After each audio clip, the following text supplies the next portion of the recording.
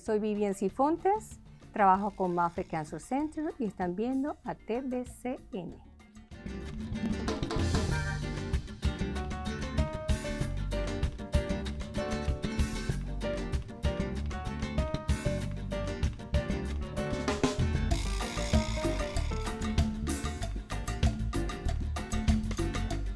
Hola amigos, bienvenidos a su programa Mi Gente Tampa Bay. Yo soy Audia Rodríguez. Se encuentra con nosotros nuestra amiga Vivian Cifontes. Gracias por estar con nosotros. Hace tiempo que no nos venías a visitar. Gracias por estar con nosotros. Siempre a la orden. Ella tiene varios sombreros puestos siempre, pero esta vez va a estar hablando de uno de sus trabajos que son los ensayos clínicos o clinical trials. Vamos a empezar por ahí. ¿Qué son los ensayos clínicos? Bueno, déjame aclarar un poquito. Yo trabajo para Moffitt Cancer Center, que es un hospital oncológico, uno de los mejores hospitales en el país, número 1 en Florida, Sí, claro que sí. y muy reconocido internacionalmente. Claro. Yo trabajo en un departamento donde nos dedicamos a llevar educación a la comunidad, y en mi caso, mi especialidad es ensayos clínicos. Los ensayos clínicos son básicamente estudios que se hacen de medicinas, tratamientos o equipos médicos nuevos que se están ensayando, se están probando en pacientes. En nuestro caso, solamente nos dedicamos a los ensayos que tienen que ver con cáncer, con oncología, todo tipo de cáncer. De oncología. ¿Y cuál es la importancia de estos ensayos clínicos? ¿Qué sale de ahí? ¿Qué información sale de esos ensayos clínicos? Bueno, todo medicamento, sea para cáncer o para cualquier otra enfermedad, tiene que pasar por un ensayo, por un estudio. Porque antes de que la población en general pueda usar o tener acceso a ese medicamento, tiene que probarse que tiene resultados, que es seguro para la persona. En un ensayo clínico, la prioridad siempre va a ser la seguridad del paciente. Y pasa por varias etapas. Son 4 etapas básicas que tiene un ensayo clínico, donde se prueba la medicina primeramente con 80 personas y durante esa faceta vamos a buscar que la seguridad del paciente, los beneficios sean más altos que los riesgos y que el paciente pueda sostener esa medicina físicamente. Entonces, una vez que se prueba que está bien, que el paciente puede sostener la medicina, que está realmente funcionando, que los beneficios son más altos que los riesgos, pasa a la faceta número 2, donde vamos a ensayar este medicamento con aproximadamente 500 a 800 personas. En esta faceta vamos a buscar que la dosis haga lo que dijo el investigador que este medicamento iba a hacer en la persona. Esto quiere decir que si el medicamento está supuesto a eliminar o minimizar un tumor por 10%, en esta faceta se va a descubrir si esa dosis es la que realmente va a reducir ese tumor por un 10%. ¿Qué tiempo se tarda esto dependiendo? Puede ser semanas, meses, años. Usualmente son años. Años, en estas 2 primeras facetas. Sí. En todo un estudio puede hasta 20 años puede durar, como hay otros que pueden durar 18 meses. Yo participé en uno en 18 meses y más adelante podemos hablar de eso, pero ese fue un muy corto periodo, ¿verdad? Pero por lo general un estudio se demora mucho tiempo porque es mucha data que colectar, hay que monitorear muy cercanamente a los pacientes. Si un paciente no le está yendo bien con ese estudio, hay que retirarlo. No puede quedarse en el estudio porque hay muchísimos escrutinios y sobre todo la seguridad del paciente que siempre va a estar de número 1. Y también por qué no le está funcionando a ese paciente y a los otros sí, claro. Eso es parte del estudio. Claro, eso es parte de esa data que se colecta se analiza al final y entonces se hacen obviamente arreglos o se hacen cambios en los estudios para poderlos continuar o se paran por completo. ¿Okay? Y empezar de nuevo. Algo no funcionó, hay que empezar de nuevo. Para eso, eso son ensayos o pruebas. Correcto. Mencionaste 2 etapas. ¿Qué otras etapas hay? Después de esa etapa donde se comprueba que la dosis es la correcta, que el paciente se está beneficiando más que los riesgos con esa dosis y que el impacto es el que se esperaba, entonces pasa a la faceta número 3. Y en la faceta número 3 vamos a comparar ese medicamento nuevo con el que ya ha sido aprobado, el que ya ha pasado por un estudio y que ya fue aprobado y ha sido tirado al mercado en general. Entonces, en esta faceta, donde se va a comparar con más o menos 1.500 personas. ¿Okay? Entonces, si los resultados son óptimos, son parecidos a lo que ya está en el mercado o más óptimos, se aprueba y sale al mercado en general. Al salir en el mercado general, ¿qué pasa? Se va a usar este medicamento por miles de personas, ya no 1.500. Estamos hablando de cientos de miles de personas porque tiene acceso, todos los médicos, todos los oncólogos tienen acceso a esa medicina. La van a recetar a muchísimas nuevas personas y durante esta faceta, que sería la 4, se va a seguir monitoreando, porque es muy crucial que en esta faceta continuemos monitoreando, vigilando ese medicamento, porque podemos descubrir cosas nuevas, como buenas como malas. Exacto. Y te puedo dar ejemplos, si es más fácil entender. Por ejemplo, la aspirina en esta faceta se descubrió que no solamente servía para los dolores y los malestares, sino que para ayudar a la dilución de la sangre en esa faceta. Entonces, la aspirina continuó en el mercado para los objetivos principales, los originales, que eran los dolores, los malestares de gripe, ¿verdad? Entonces, regresa al laboratorio, aunque queda aquí para la gripe, regresa al laboratorio para ver si en realidad el efecto que está haciendo a nivel cardiovascular es positivo. Entonces, se lleva al laboratorio. Durante el periodo de ensayos clínicos por segunda vez, se descubre o se determina que la pastilla misma, pero a un miligramo de 81, es muy efectivo para ayudar a la salud cardiovascular, que es lo que nos recetan a muchas personas hoy día. Y ya hace esos años que se recomienda. Por supuesto. Y vino de ahí. De la faceta 3. De la faceta 3. Perdón, 4. La faceta 4. Y de un medicamento que ya estaba en el mercado por años. Para otra cosa. Esas son de las primeras aspirinas, de los medicamentos de años. Sí. Y en uno de esos ensayos clínicos se descubrió que se podía utilizar para otra. Bueno, en realidad esto se descubre cuando estamos en la faceta número 4, que ya fue aprobado y estaba siendo vigilada todavía porque estaba usada para muchísimas otras personas. Pero funciona espectacularmente porque uno cree que al aprobarse el medicamento en la faceta número 3 ya estamos listos. Pues no, en la faceta número 4 es tan importante y fundamental como la 1, la 2 y la 3. Claro. Te puedo dar otro ejemplo del lado opuesto, lo negativo. Hace unos años atrás sacaron implantes para los senos, para las personas que querían aumentar de senos o para mujeres que habían sufrido de cáncer de mama y se querían hacer la reconstrucción. Esos implantes que sacaron al mercado tenían una textura y muchísimas mujeres se fueron por esa opción porque supuestamente era más natural. Bueno, en la faceta número 4 se descubre que fue un implante que hizo mucho daño y que causaba cáncer. Entonces, automáticamente, ese lo retiran del mercado y más nunca. Eso lo cancelan, lo eliminan, eso no puede salir más. Entonces, puedes ver la importancia de la faceta número 4, donde se puede descubrir cosas nuevas, sean buenas o malas, y dependiendo de lo que es, el producto queda en el mercado o se retira. O se retira. Hay que ver los dos lados. Por eso es tan importante que uno participe en estos ensayos clínicos, porque de ahí es que salen todos los medicamentos, no solamente medicamentos, tratamientos, ¿verdad? Todos los tratamientos, todos los equipos médicos. De hecho, una silla pasa por un ensayo, no clínico, pero pasa por un ensayo. Tiene que estudiarse el producto antes de salir al mercado en general, ¿verdad? Para asegurarse de que es seguro para la persona. En el caso de las medicinas, tratamientos médicos o equipos médicos, todos pasan por un ensayo clínico. Todos, absolutamente todos. Para eso mismo, para asegurarse que sea efectivo, que sea beneficioso y que sea seguro para la persona, para el paciente. Para el paciente. ¿Cómo nosotros nos enteramos de estos ensayos clínicos? ¿Cómo? ¿Quién puede participar? ¿En cualquier persona? ¿Tiene que ser un paciente que esté pasando por cierta enfermedad, tratamiento en específico? Todo ensayo clínico tiene un protocolo. En el caso nuestro, nosotros solo hacemos ensayos clínicos para cáncer. Entonces, el participante tiene que tener un diagnóstico de cáncer o tuvo que haber tenido un diagnóstico de cáncer.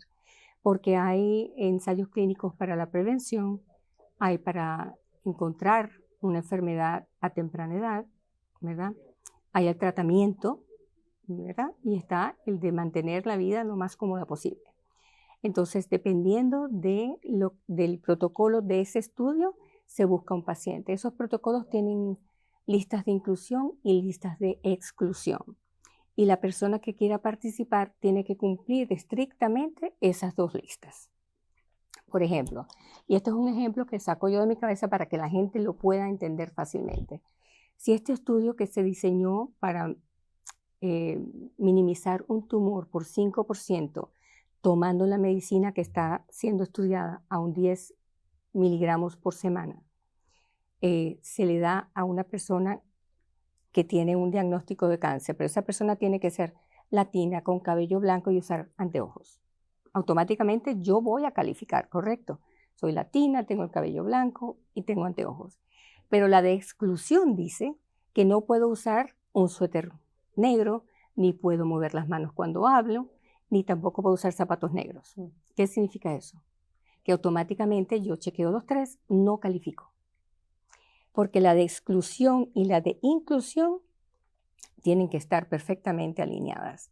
Si hay una de estas, una sola que yo marque, no puedo participar. Y todo esto se hace para la precisión del estudio, pero más que todo para la seguridad de mi salud. Entonces, no todo el mundo puede participar. Todo el mundo pueda que quiera participar. Puede solicitar participar, exacto. Pero tiene que calificar. Calificar con todos esos puntos. Todo depende de la inclusión y de la exclusión. De la exclusión. Exactamente. Y entonces, ¿cuántos, por ejemplo, ustedes, como cuántos ensayos clínicos hay ahora mismo de cáncer que ustedes trabajan con? Actualmente yo creo que tenemos un poco más de 400. 400 ensayos a la misma vez y todos relacionados con cáncer. Relacionados. ¿Me puedes mencionar algunos? Realmente no, porque mi trabajo es hablar de los ensayos clínicos en general. No específicamente de uno. Pero te puedo decir que hay ensayos clínicos que tienen que ver con la inmunoterapia, hay unos que tienen que ver con radiación, otros con radiación precisa, que es algo muy innovador que me encanta porque la radiación es como una quemada, ¿verdad? Son rayos que queman y cuando te ponen radiación te va a quemar el área por completo. Cuando es precisa, te ponen la radiación directamente al tumor, salvándote de la quemada de lo que está alrededor del tumor. Entonces es fantástico, estos descubrimientos son geniales porque van mejorando cada día y tenemos mejores opciones de tratamiento cuando estamos encarando pues, el cáncer o cualquier otra enfermedad. Y todo eso viene de nuevo de ensayos clínicos con pacientes, reales. Sí. Reales. ¿Qué requisitos hay adicionalmente de llenar esa forma, cualificar y después que uno lo aceptan en un ensayo clínico? ¿Cuál es el proceso? Mira, para ser aceptado, tú tienes que firmar un consentimiento informado. Y eso es un proceso de 1 hora, hora y media, dependiendo. Y es lo que yo llamo una sesión educativa. Porque esa sesión lo que hace es que el coordinador del ensayo, porque están los investigadores y está el coordinador. El coordinador es la mano derecha del investigador. Y el coordinador se sabe ese ensayo tan bien como se lo sabe el investigador. El investigador es un médico o un doctor, mientras que el coordinador no. Pero el coordinador es quien va a manejar y quien va a coordinar los servicios para el paciente. Entonces, este coordinador se va a reunir con el paciente y va a leer ese consentimiento informado con el paciente. Y es una sesión que más o menos va a durar como 1 hora, 1 hora y media, dependiendo, ¿no? Y le va a explicar al paciente absolutamente todo referente a ese ensayo. ¿Quién o quiénes son los investigadores? ¿Quién es el auspiciador o quién inicia ese ensayo clínico? Si vale algún dinero, cuál es el propósito, cuáles son los efectos secundarios potenciales, cuál es la responsabilidad del paciente, cuál es la responsabilidad de la institución que lo está llevando a cabo, cuánto puede durar ese ensayo clínico, cuáles son las prevenciones que hay que tomar, la criterio de inclusión, de exclusión, todo, absolutamente todo está en ese documento. Y una vez que ese documento se le lea y se discuta con el paciente tiene el derecho a llevárselo a su casa, discutirlo con su familia o con sus proveedores de salud, determinar si es beneficioso o si quiere o no participar. Y si desea participar, regresa a Mafet al frente del coordinador y lo tiene que firmar. Sin firmar ese consentimiento no puede empezarse absolutamente nada. Si se empieza, así sea un examen de sangre, antes de, no funciona, no sirve. Esos resultados no van a funcionar. Hay que volverle a sacar la sangre al paciente después que haya firmado el consentimiento. El consentimiento. ¿Qué recibe ese paciente o ese participante? ¿Alguna ayuda económica, transportación, medicamentos, visitas de doctores? ¿Qué? Okay. Mucha gente cree que cuando participas en un ensayo clínico vas a ser remunerado económicamente. Hay organizaciones que sí lo hacen. Nosotros en Mafet no creemos que remunerar a un participante es conveniente porque creemos que se borra la transparencia del motivo por la participación. Sin embargo, al paciente se le puede ayudar con millaje, dependiendo de la distancia de donde resida, y se le puede ayudar con hospedaje, dependiendo del protocolo del ensayo. ¿Qué recibe adicionalmente? Los beneficios de una medicina innovadora que tal vez pueda realmente salvarle la vida, o mejorarle la vida, o mantenerlo vivo. ¿Okay? Va a recibir una atención óptima, no que la estándar no sea óptima, simplemente que cuando participas en un ensayo clínico, las visitas son más a menudo. El monitoreo a tu salud es mucho más frecuente. Entonces, si antes lo veías cada 3 meses, ahora vas a ver un médico tal vez mínimo cada mes, una vez. Entonces van a estar más pendientes de ti, de todos los marcadores, de todos los resultados, todos los niveles. Por ende, si hay algo que no está funcionando bien, lo pueden captar muchísimo más rápido que esperar los 3 meses, que es el estándar usualmente. Claro, claro. Uno no podemos culpar a nadie porque está en uno darle seguimiento a su doctor. El doctor es imposible con tantos, su doctor personal, general. Está en usted llamarlo, hacer cita, mire, me pasa esto, aquello. El doctor tiene muchísimos pacientes y no es un ser humano, puede cometer errores también, está en uno como el paciente. Uno no le puede dejar todo ese doctor, pero en este caso, en los ensayos, al contrario, están pendientes de uno, Totalmente. paso por paso, y dependiendo su condición, claro, lógicamente eso lo va a ayudar porque cualquier cambio, cualquier cosa lo van a notar, lo detectan bien rápido, así que yo creo que eso es clave en estos ensayos. Los resultados, como estos de muchos años, no todos los pacientes se enteran del resultado final después de... Lastimosamente eso sucede. Cuando un estudio clínico sale publicado, sale en publicaciones que usualmente los pacientes no leen, ¿verdad? Porque son publicaciones dirigidas a los científicos, a los médicos, a la medicina. Entonces, si tú no estás muy interesado en ese tema, no vas a comprarte una revista, un journal de eso, ¿verdad? Porque no, esa es la realidad. Uno ni lo vamos a entender. No, además del vocabulario es muy denso, muy específico, muy técnico, y la mayoría de las personas no vamos a entenderlo. Yo todavía no entiendo mucho. ¿Okay? Entonces, si el paciente realmente está interesado, puede llamar a Mafet y comunicarse con el coordinador o con el equipo que esté existente en el momento, porque acuérdate, 15 años después, 20 años después de que participaste en un ensayo clínico, el personal clínico puede ser diferente. Claro. Pero obviamente quedan récords y se puede buscar en las bibliotecas y se le puede dar los resultados al paciente. En una manera de que el paciente lo entienda. Sí. Vamos a hablar de nuestras comunidades hispanas.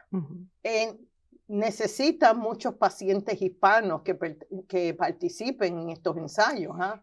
Yo creo que necesitamos que el hispano entienda lo que es un ensayo clínico y que se sienta cómodo entendiendo que su seguridad está resguardada, que no es ser conejillo de India por ser conejillo de India y ser abusado como conejillo de India.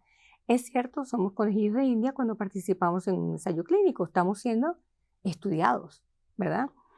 Pero al mismo tiempo creo que es muy beneficioso porque hoy día la medicina está, digamos que, tomando cruces muy importantes, como es la medicina personalizada. Eso quiere decir que están tomando en cuenta la composición ADN de cada raza, cada grupo étnico, y están diseñando medicamentos específicos para esa composición.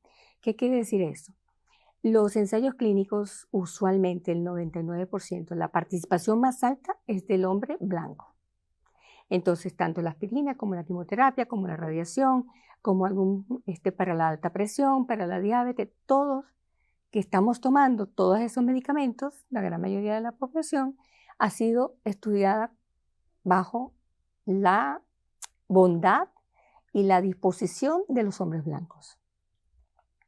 Esa medicina funciona, pero ¿qué tal si hacen esa misma medicina? Vamos a darte un ejemplo. La aspirina puede demorarse 20 minutos, media hora en hacer efecto. Pero si hacen una medicina específicamente para mi composición genética, basado en que soy hispana, y hacen una aspirina específicamente para latinos, que haga efecto a los 10 minutos, en lugar de a los 20. ¿Ves la diferencia? Entonces, por supuesto, yo voy a querer la que me haga efecto más rápido. Pero necesitamos pacientes latinos que quieran participar. Que participen en los ensayos. Sí, porque el porcentaje de participación es muy bajo. Muy bajo. No pasa de 5 o 6%. Así que, oigan esto, necesitamos pacientes hispanos que participen en estos ensayos clínicos. Puede ser uno que sean 1 o 2 años, pero otros más tiempo, más tiempo. Y algo muy importante, que es muy, pero muy importante, el participante es un voluntario. Si tú participas como voluntario en cualquier cosa, tú puedes retirarte en cualquier momento. No hay quien te obligue, no hay quien te manipule a quedarse todo ese tiempo, para nada. ¿Y qué pasa qué pasa con esa información que colectaron de ese paciente? Si la pueden seguir utilizando hasta ese momento. Hasta ese momento. La analizan, no es que se pierde, no se pierde, no, para nada. O pueden utilizar. Y entonces, ¿cómo podemos tener más información de los ensayos clínicos? ¿Hay que hablar contigo directamente o con quién? Bueno, si quieren una presentación sobre lo que son los ensayos clínicos completos, pueden definitivamente llamarme a mí al 813-956-2978, o si quieren algo más específico de algún ensayo específico, también pueden llamar a mi número, pero yo los tengo que referir a esa persona que se encarga de un ensayo específico. Específico. O pueden llamar a Mafe, el número general, que por cierto son tantos que no me lo sé de memoria. No te preocupes, pero sí, pueden hablar con alguien para información general, más detallada, o del ensayo, un ensayo en específico. Tenemos unos minutos, quisiéramos que habláramos de tu experiencia, porque esta señora se ve tan guapa aquí, pero ella sí ha pasado. ¿Nos quieres contar de tu experiencia con el cáncer y del ensayo clínico que participaste? Claro. Mira, he tenido cáncer 2 veces, 2 diagnósticos diferentes con 17 años de diferencia. El cáncer puede ser el mismo y repetirse en cualquier otra parte del cuerpo o en la misma parte, o, como en mi caso, 2 partes diferentes, 2 cánceres diferentes con mucho tiempo entre uno y el otro. El primer cáncer en 6 meses estaba en remisión y quedó atrás y hasta ahora, ¿verdad? No ha pasado nada. Hace 4 años me diagnosticaron con cáncer de mama y en mi caso, entre el cáncer y este otro, yo me había descubierto una bolita en el seno izquierdo y buscándola, todavía no había sido, era de alto riesgo, pero no estaba declarado como cáncer. Entonces, entre este tiempo y la declaración o el diagnóstico, Yo participé en un ensayo clínico que duró 18 meses. Y lo que se buscaba era tratar de ver si esa medicina podía reducir esa bolita o esa masa o podía eliminarla por completo, y se buscaba también ver los efectos secundarios de esa medicina. Esa medicina se llama tamoxifen. Tamoxifen es un medicamento que le dan a las mujeres usualmente después que han entrado en remisión, después de haber sufrido de cáncer de mama, con el fin de prevenir una recurrencia. ¿Okay? Entonces, en mi caso, se estaba buscando que se eliminara la bolita y ver cuáles eran los efectos secundarios, porque el tamoxifen regular da efectos secundarios muy severos para muchas mujeres, como es dolor en los huesos, mucha debilidad, mucha fatiga, un fog mental, etc. Bueno, en este caso, esta medicina la hicieron en forma de gel, y tenía que colocármela en los senos todos los días, todos los días. Y yo tenía que completar un diario donde anotaba la hora, la fecha, la hora, la cantidad, que siempre era la misma, efectos secundarios, que eran algunos de inmediato y otros después, y duraba aproximadamente 12 meses. Ese ensayo empecé un poco antes de la pandemia, y debido a la pandemia se hizo un cambio y duró 18 meses. Ahora, como voluntaria, porque acuérdense que los ensayos clínicos es solamente para voluntarios, yo firmé ese consentimiento informado, consciente de que me podía cansar, de que podía renunciar, de que lo estaba haciendo no solamente por mí, sino por mis hijas y por todas las mujeres que están a riesgo del cáncer de mama, porque 1 de 8 va a sufrir de cáncer de mama en algún momento en su vida. Entonces yo tenía en mi mente, totalmente intencional, participar todos esos meses, que supuestamente eran 12. Más de una vez quise renunciar, porque es un compromiso, porque es una obligación, porque es una tarea. Pero yo llegué a los 18 meses, por suerte, porque realmente me costó mucho. Me dio muchos efectos secundarios, no permanentes, no quedé lesionada. Desafortunadamente no funcionó el ensayo clínico. Eventualmente a mí sí me declararon cáncer de mama, carcinoma en el seno izquierdo. Que tuve mastectomía doble, no tuve quimioterapia, no tuve radiación. Gracias a Dios y tal vez a mi consistencia física, solamente requerí de lo que es la mastectomía bilateral. Y para que usted vea por todo lo que tú has pasado, mírenla, el cáncer no significa un final. No, para nada. Pues nada. Podemos Hoy día hablar, no. Podemos hablar solamente los que quedan unos minutos. Sí. Y no nos va a dar tiempo de hablar de la organización que tú eres parte y yo soy parte hace muchos años de Luna, que eso es un ejemplo vivo de todas esas mujeres que han pasado por cáncer, desde jovencitas, 20, 30, señoras mayores, claro. La fuerza y la actitud que tienen para lidiar por todo eso que están pasando. Mira, lo que sucede es que la ciencia, los ensayos clínicos han dado tantos resultados tan avanzados y tan buenos que la sobrevivencia es mayor a la muerte por cáncer hoy día. Claro, te dicen cáncer automáticamente, tú, wow, te vas a morir.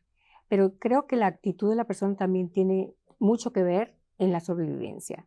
Tú tienes que pensar que es una enfermedad como cualquier otra, simplemente va a requerir más atención, va a requerir más de tu esfuerzo, y simplemente la vas a sobrevivir. Y punto.